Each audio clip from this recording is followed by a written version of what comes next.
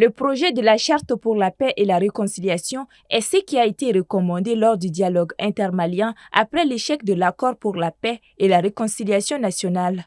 La Charte se veut donc le nouveau socle pour la consolidation de la paix et de la réconciliation au Mali. Elle sera d'ores et déjà le document de référence pour toute initiative, action et activité qui concourent à la sécurité, à la paix, à la réconciliation nationale, à la cohésion sociale, au vivre ensemble au Mali, mais pas que.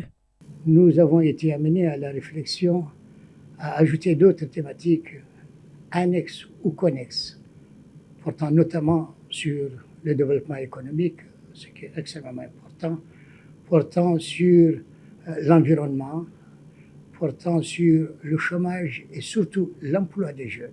Il y a à l'intérieur de la charte, disons, quelque chose que nous avons, disons, mis et qui n'est pas directement, disons, les grandes thématiques. Ce sont les valeurs partagées dans les grandes aires socioculturelles du Mali. Et donc, nous avons sorti là également une vingtaine de mécanismes endogènes de prévention, de gestion et de règlement des conflits.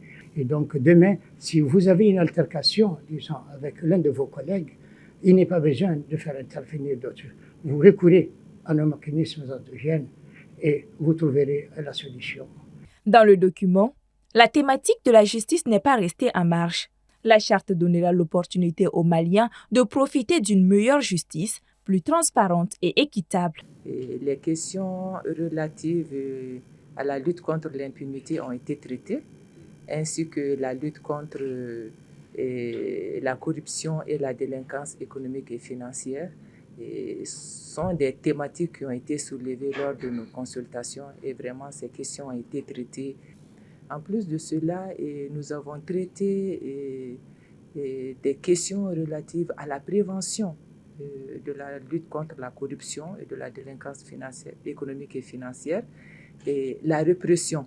Parce que vous entendez tous les jours que l'impunité, il y a la lutte contre la corruption, mais les dossiers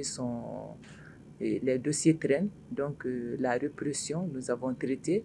La justice transitionnelle a été traitée dans le document et surtout les modes alternatifs de règlement et de gestion des conflits. Sur le plan sécuritaire, les points retenus reposent sur tous les axes essentiels contribuant à mieux sécuriser les populations et leurs biens. Le document sera finalisé dans les prochaines semaines et sera remis au président de la transition. Ce dernier aura alors la latitude de définir l'ancrage juridique et institutionnel du document.